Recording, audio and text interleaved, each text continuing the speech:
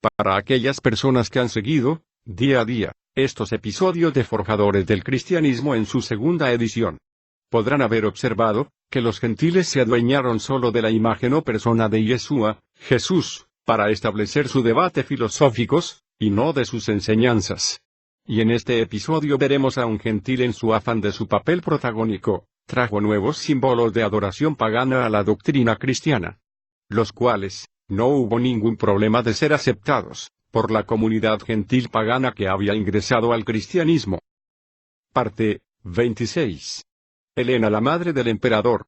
Flavia Julia Helena, una sirvienta de hospedería, concubina de Constancio Cloro, padre de Constantino, originaria de Drepanum, hablaba griego como lengua materna. La aparición de tres nombres para identificar a Helena se explica como un exagerado intento de atenuar ante la corte romana un nombre de origen griego y no ilustre Helena, y los nombres Flavia Julia, para vincularla a los genes de estas dos grandes familias, y enaltecer así su condición social. Un año después, el emperador Constantino concedió el título de Augusta. Augusta fue el título honorífico imperial romano de las emperatrices, a Helena, su madre, y en el 326 se desarrolló un drama familiar que al parecer estuvo en el origen del viaje de Helena a Tierra Santa, donde se le atribuye el descubrimiento del Santo Sepulcro y la invención de la Vera Cruz, la auténtica cruz de Cristo. La madre del emperador Constantino, según dicen convertida al cristianismo por su hijo, caso extraño pues su hijo se sabe que jamás tuvo tal conversión. Fue hasta Israel a buscar los restos de los mártires. Recuerden que en la iglesia será muy importante tener parte de algún cadáver de un mártir, y su misión principal era encontrar dónde fue enterrado Jesús, y lo que hoy se conoce como la iglesia del Santo Sepulcro es donde ellos determinaron que fue enterrado Jesús. Curiosamente encuentra los restos de los Reyes Magos, que actualmente se conservan en la Catedral de Colonia, así como los del apóstol Matías, depositados en la abadía de San Matías de Treveris. En uno de sus viajes a Israel, la emperatriz confiesa que se ha encontrado un pedazo de la cruz de Cristo, y afirma que un pedacito de esa cruz solamente tocando un enfermo lo sana. Como la cruz tenía poderes curativos según la emperatriz, comienzan a mandar pedacitos de la cruz a todas las iglesias para que los obispos la usen para sanidad. Al escasear los pedacitos de la cruz enviada por la emperatriz, los sacerdotes comienzan a construir cruces para sanar y echar fuera demonios. Y es de aquí donde surge dentro del cristianismo la importancia de usar la cruz porque la madre del emperador dijo que tenía poderes milagrosos. De esto encontré un interesante comentario del cual concuerdo. Ella fue convencida a sí mismo para darle un vuelco a su vida y hacer un peregrinaje a los sitios donde las historias acerca de Jesús tuvieron lugar. Hasta ese entonces, ninguna persona se había concentrado realmente en esos lugares de Judea donde presumiblemente Jesús había caminado y trabajado. Helena no solamente hizo un vasto recorrido por todos los parajes de Judea, sino que además, se aventuró a nombrar o a identificar a muchos de esos lugares. Aunque algunos cristianos presumiblemente conocieron la ruta que llevó a Jesús hacia la cruz, nombrada posteriormente por Helena como la Vía Dolorosa, ninguno de ellos conoció exactamente dónde o en qué lugar específico de dicha ruta tomó evento dicho martirio, lo que más tarde Helena denominó, las estaciones.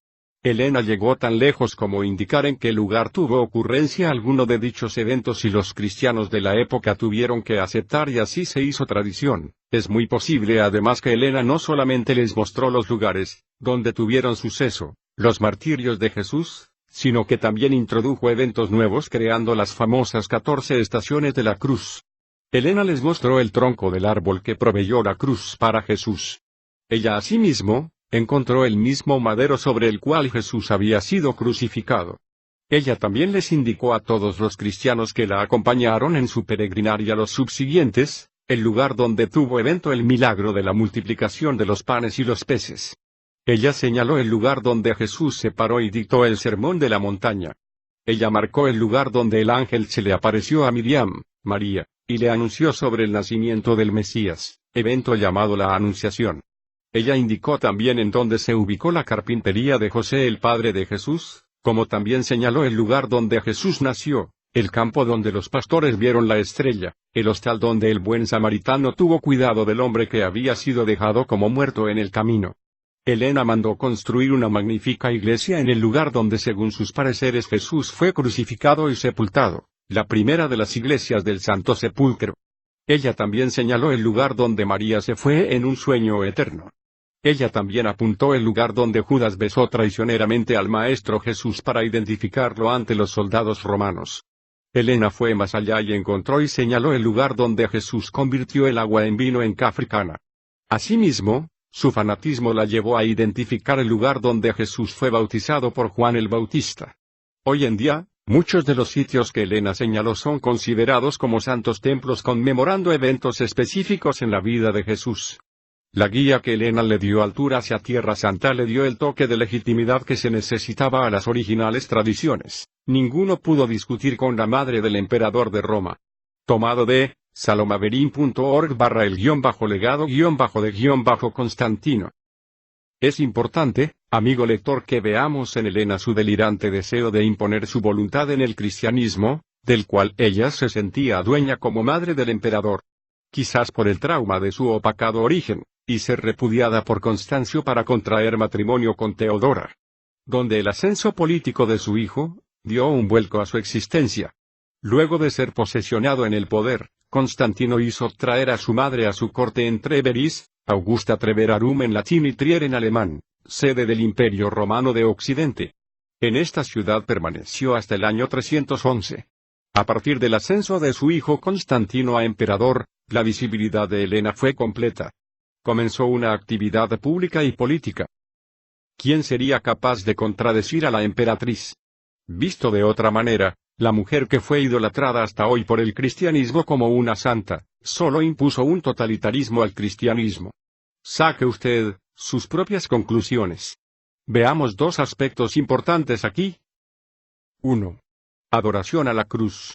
Es entonces que tanto la adoración a la cruz como la adoración de los mártires que estaban enterrados debajo de los altares, se introducen en la iglesia cristiana así como la beatificación de los santos. Como vemos, tal adoración a la cruz fue producto de la idea de la madre del emperador, algo que muy pocos saben hoy en día. 2.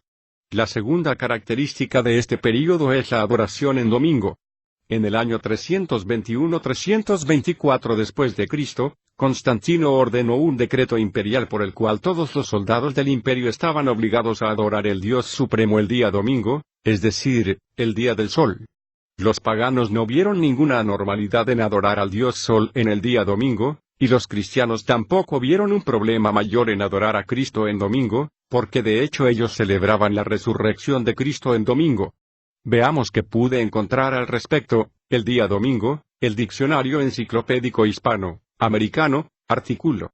Domingo, dice, el emperador Constantino, en el año 321, fue el primero que ordenó una rigurosa observación del domingo, prohibiendo toda clase de negocios jurídicos, ocupaciones y trabajos. Únicamente se permitía a los labradores que trabajaran los domingos en faenas agrícolas, si el tiempo era favorable. Una ley posterior del año 425 prohibió la celebración de toda clase de representaciones teatrales, y finalmente en el siglo VIII se aplicaron en todo su rigor al domingo cristiano las prohibiciones del sábado judaico. Otro detalle. La traducción al latín del término griego Kyriaki, himera, es Dominicus dies. Las lenguas procedentes del Imperio Romano Occidental como el español y el italiano tomaron la palabra Dominicus como nombre del primer día de la semana, de allí la palabra domingo, día del Señor. Sin embargo, a la luz de Marcos 2:28 y de Lucas 6:5, está escrito que el mismo Jesús, como Hijo de Hombre, afirma que es el Señor del sábado, el cual es el séptimo día bíblico. Algunos primeros cristianos observaban el sábado como día de reposo, mientras que otros se reunían para el culto el domingo. Sin embargo, en el año 363, las reuniones en el sábado como séptimo día fueron prohibidas por el Canon 29 del Concilio de la Odisea. Tomado de es.wikipedia.org/wiki/domingo. Otra reseña. El Sínodo de la Odisea, como todos los concilios de aquel período, estaban preocupados por recordar la adoración dominical, el primero de estos concilios siendo el Concilio de Elvira, año 300. El Sínodo de la Odisea recordó a los cristianos a no judaizar, porque así lo enseñan las Escrituras. El Canon 29, que limitaba la judaización entre los cristianos, incluía el no descansar el día de sábado, pero limitaba a los cristianos a honrar al Señor. El concilio de Calcedonia en el año 451 aprobó el canon de este sínodo, haciendo de este un canon ecuménico. Tomado de wikipedia.org/wiki/sínodo de la Odisea, ley dominical. Entonces, mis amigos, bajo la influencia imperial de Roma, la adoración al sol y la adoración a Cristo el domingo, que es el primer día de la semana, se fusiona y se impone en el imperio. Recuerde algo, el emperador romano siempre se consideró el sumo sacerdote del imperio, el título papa. Para finales del siglo VIII, el título se emplea solo para los romanos pontífices, por lo tanto cuando Constantino declaró haberse convertido al cristianismo, él se veía a sí mismo como el santo pontífice del imperio romano.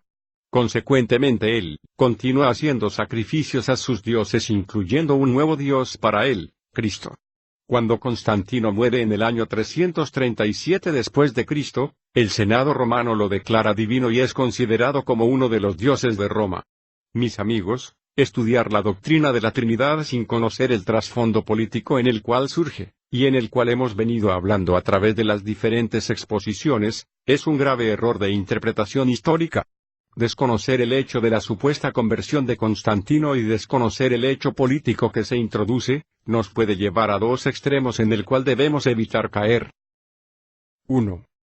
Asumir que la doctrina de la Trinidad tiene como propósito la interpretación bíblica, cuando el propósito es la apologética teológica, defensa. 2. Asumir una actitud condenatoria y radical contra aquellos que creen esta doctrina construida por los líderes del cristianismo. No somos jueces, ni estamos dictando sentencia, solo se busca la verdad. Evite ser radical en esto. Ambos elementos deben ser evitados, y la única manera de evitarlo es analizar la doctrina y su interpretación teniendo en cuenta el contexto real donde estos hechos tuvieron lugar. Es por eso que el contexto político con la conversión de Constantino tiene que ser añadido al contexto filosófico, al contexto religioso, al contexto de las religiones de misterios, etc., que hemos estudiado previamente. En ese contexto político, donde la conversión de Constantino es clave y determinante para el desarrollo de la doctrina de la Trinidad, surge la figura de Arrio de Alejandría, 310 al 316 del siglo IV después de Cristo, el cual desarrollaremos a continuación. En el próximo episodio, si el Eterno lo permite, veremos al gentil cristiano que más dolores de cabeza trajo al cristianismo. Parte 27. Arrio de Alejandría. Saludos a todos. Salom. Elisa ben Medahim.